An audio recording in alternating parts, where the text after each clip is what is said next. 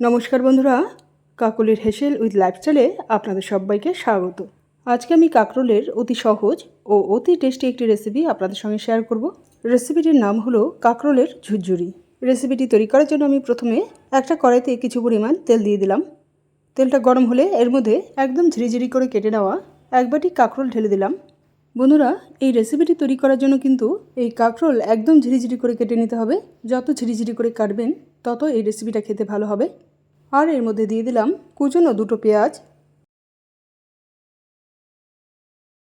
মাঝখান থেকে চিড়ে নেওয়া স্বাদ মতো কাঁচা লঙ্কা, স্বাদ মতো নুন আর পরিমাণ মতো হলুদ।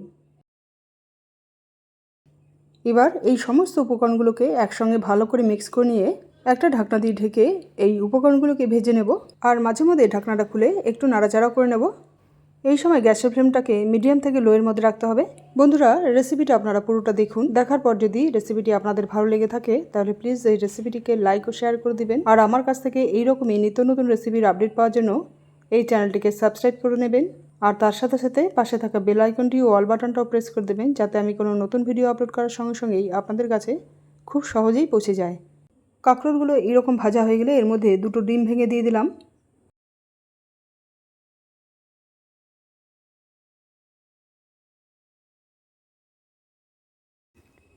এবার এই ডিম এই কাঁকরোলের সঙ্গে ভালো করে মিক্স করে নিয়ে কাঁকরোলগুলো নাড়াচাড়া করতে করতে ভাজতে থাকবো। দেখুন, ডিমগুলো একদম নরম রয়েছে, তাই কাঁকরোলগুলো একটার গায়ে আরেকটা লেগে রয়েছে।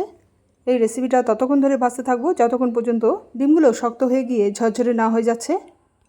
কিছুক্ষণ পরেই দেখুন ডিমগুলো শক্ত হয়ে গেছে, ফলে কাঁকরোলগুলো একটার গায়ে একটা লেগে নেই, একদম ঝরঝরে হয়ে গেছে। রেসিপিটি সার্ভ করার জন্য একদম রেডি। আমি এখন এই রেসিপিটাকে অন্য একটি পাত্রে তুলে নেব। আজকের রেসিপিটি আপনাদের কেমন লাগলো তা প্লিজ কমেন্ট করে জানাতে ভুলবেন না। তাহলে বন্ধুরা, আজ এই পর্যন্তই। আবার আপনাদের সঙ্গে দেখা হচ্ছে পরের এক নতুন রেসিপিতে। Thank you.